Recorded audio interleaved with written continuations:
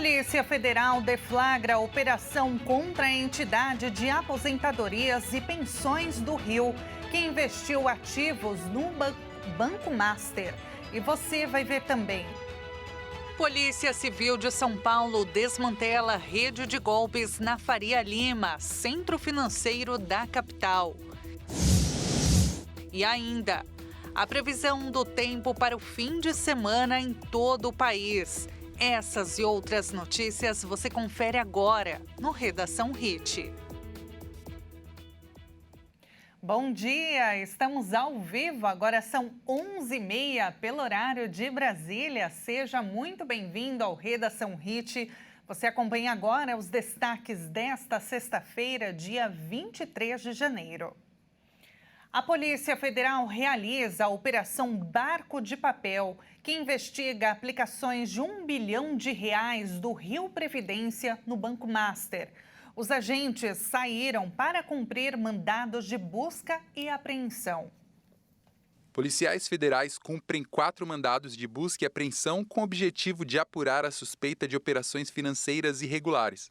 Os alvos são diretores do Rio Previdência, responsável pela gestão das aposentadorias e pensões de 235 mil servidores inativos do Rio de Janeiro. A suspeita é de expor o patrimônio de autarquia em aplicação com risco elevado e incompatível com sua finalidade. Segundo a Polícia Federal, a investigação, iniciada em novembro, apura um conjunto de 9 operações financeiras realizadas entre novembro de 2023 e julho de 2024, que resultaram na aplicação de aproximadamente R$970 milhões em recursos pertencentes ao fundo, em letras financeiras emitidas por banco privado.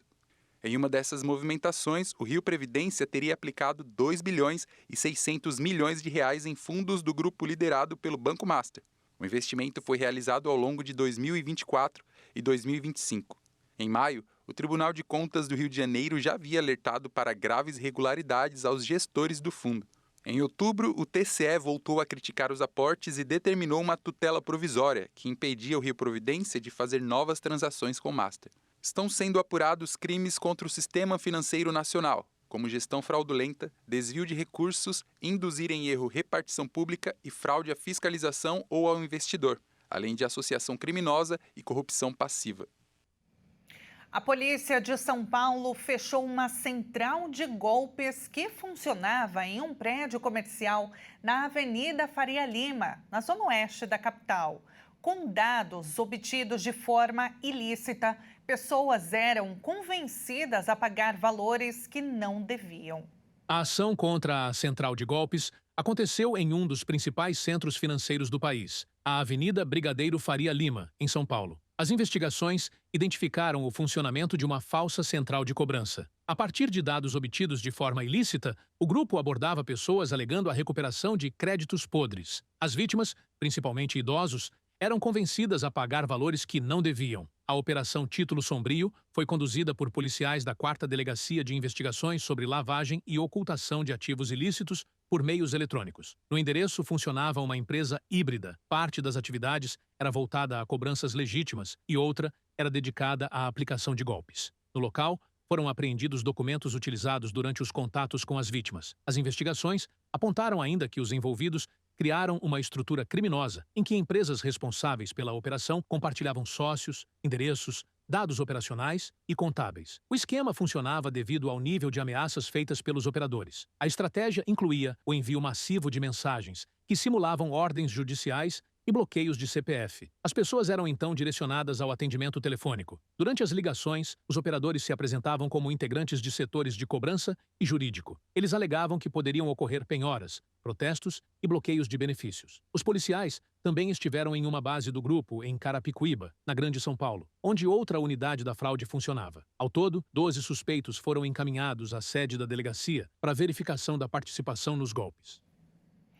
Os Estados Unidos apresentaram ontem um plano para uma nova Gaza, que prevê a transformação do território palestino devastado em um luxuoso complexo de arranha-céus à beira-mar, em um prazo de apenas 3 anos. This is a great location. Este é um ótimo local. Veja bem, eu sou um corretor de imóveis de coração e tudo se resume à localização. E eu disse, olhem para este local à beira-mar, olhem para esta bela propriedade, o que ela poderia representar para tantas pessoas. Será tão bom. Pessoas que vivem em condições tão precárias passarão a viver muito bem. Mas tudo começou com a localização, essa é a visão. Depois, olhem para as águas e verão que pouquíssimos lugares são como este. O Conselho da Paz, elaborado por Trump, foi inicialmente concebido para supervisionar a reconstrução de Gaza, mas, na realidade, visa resolver conflitos em todo o mundo, competindo com a ONU. Muitas vezes as pessoas gostam de fazer discursos. Já participei de muitos desses fóruns e eles não têm utilidade em muitos casos. Frequentemente, em assuntos internacionais, nos encontramos em eventos onde as pessoas leem declarações ensaiadas, cartas com palavras fortes, mas nenhuma ação, nada acontece. Este é um grupo de líderes que se preocupa com a ação. A adesão ao Conselho da Paz tem se mostrado controversa, com Trump tendo convidado o presidente russo Vladimir Putin, que invadiu a Ucrânia há 4 anos. Trump disse que Putin concordou em participar, enquanto o líder russo afirmou que ainda estava analisando o convite. Os membros permanentes também precisam pagar $1 bilhão para participar, o que gerou críticas de que o Conselho poderia se tornar uma versão no estilo Pague para Jogar do Conselho de Segurança da ONU. O presidente americano informou também nesta quinta-feira que uma frota da Marinha Americana se dirigia ao Golfo em meio a ameaças de ações contra o governo do Irã por sua repressão às manifestações. Trump retirou sua ameaça de intervir militarmente no Irã, após a Casa Branca anunciar que Teherã havia suspendido as execuções de manifestantes. Mas o republicano confirmou nesta quinta que os preparativos militares continuavam. Estamos monitorando o Irã, disse Trump ao retornar do Fórum Econômico Mundial na Suíça. Sabem que temos muitos navios indo para aquela direção, por precaução. Temos uma grande força se dirigindo ao Irã, afirmou Trump. A imprensa americana noticiou que o grupo de ataque do porta-aviões USS Abraham Lincoln havia recebido ordens para suspender as manobras no mar da China Meridional e se dirigir ao Oriente Médio. Trump reiterou nesta quinta que sua ameaça de usar a força contra o Irã havia levado o governo do país a suspender 837 execuções de manifestantes. O republicano também confirmou que está disposto a dialogar com Teherã. E agora um destaque da Ásia, porque devido aos altos índices de popularidade de seu gabinete, a primeira-ministra japonesa Sanai Takaichi dissolveu o parlamento nesta sexta-feira, abrindo caminho para eleições parlamentares antecipadas, convocadas para 8 de fevereiro.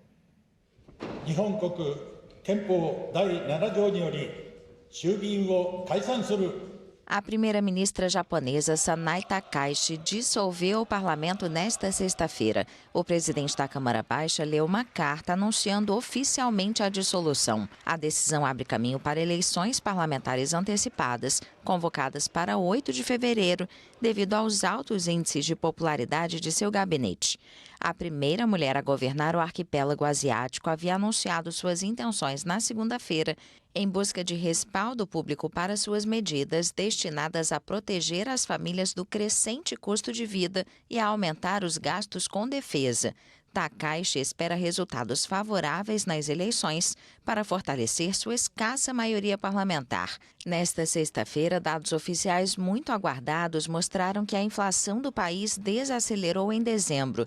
Embora o Japão sofra há muito tempo com a deflação, recentemente enfrentou um aumento no custo de vida e uma fragilidade crônica do iene, o que encareceu as importações. Para fortalecer a quarta maior economia do mundo, o gabinete de Takaichi aprovou um orçamento recorde de mais de 122 trilhões de ienes, ou 4 trilhões de reais, para o ano fiscal que começa em abril de 2026.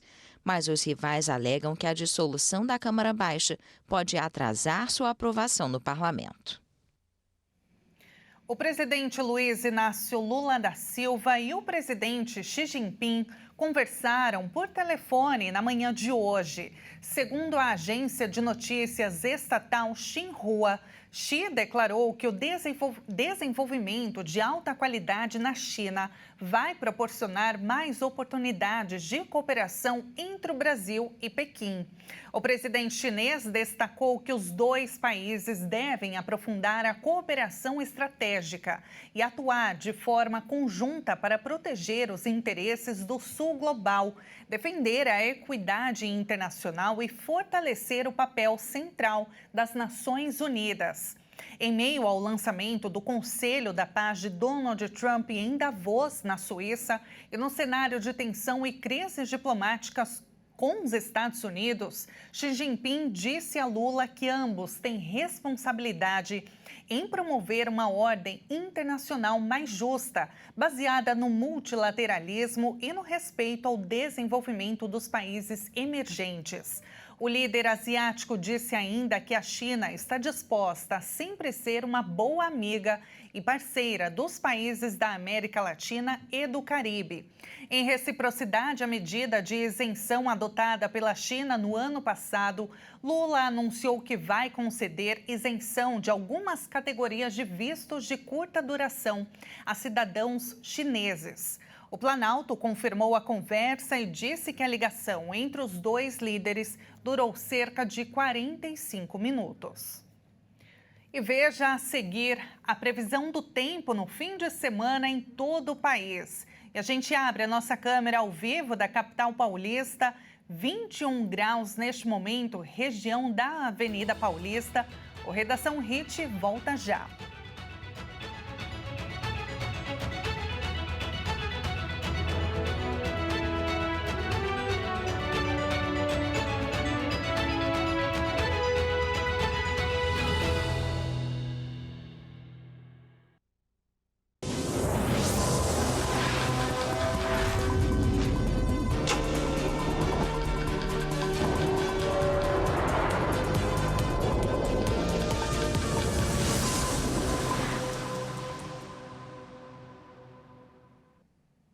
O Redação Hit está de volta agora no horário de Brasília, 11 horas e 44 minutos, vai virar para 45. Seja muito bem-vindo mais uma vez.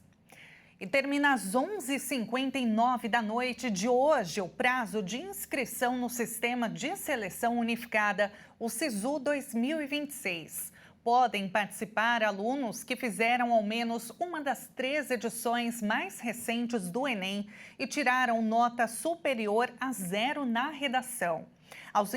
Os interessados, aliás, devem se apressar, já que essa é a última chance para quem quer pleitear uma vaga em uma das 136 instituições públicas. Esta será a única edição do programa no ano e vai selecionar estudantes para o primeiro e segundo semestres letivos. A inscrição deve ser feita pelo portal Acesso Único.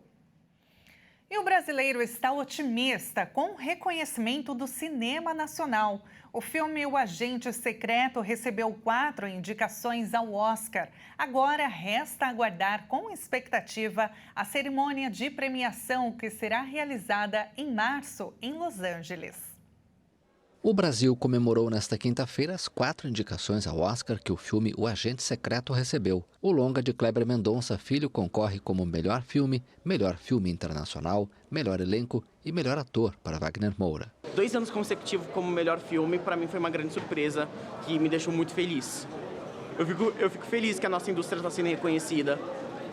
Isso me dá muita esperança para o meu futuro como jovem estudante de cinema. O Brasil já tinha concorrido em 4 categorias na principal premiação do cinema mundial com Cidade de Deus, há mais de 20 anos.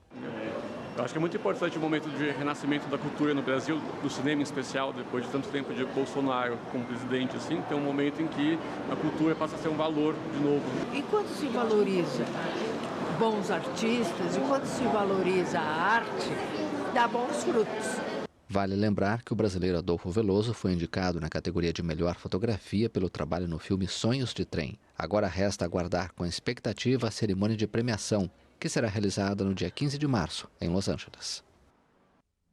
E agora a gente fala sobre a previsão do tempo. No Sudeste, esta sexta-feira, Ainda será marcada por tempo instável, chuva frequente, principalmente em Minas Gerais, no Rio de Janeiro e no Espírito Santo.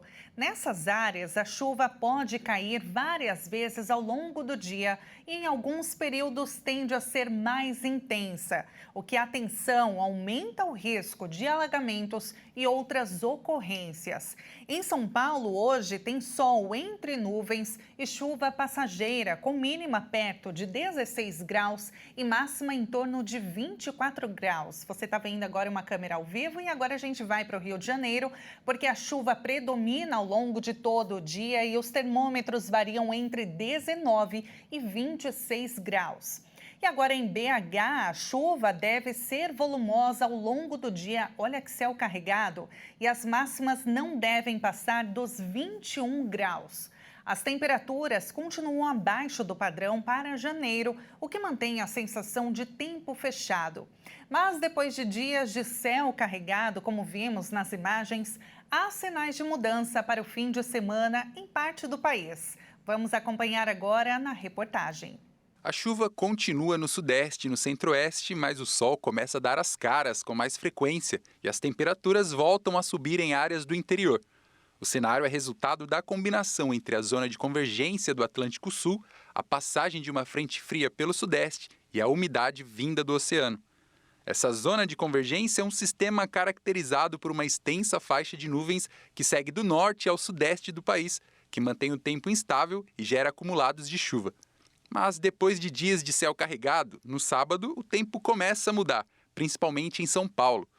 Amanhã ainda deve ter muitas nuvens, mas o sol aparece com mais frequência à tarde. Com isso, o calor ganha mais espaço.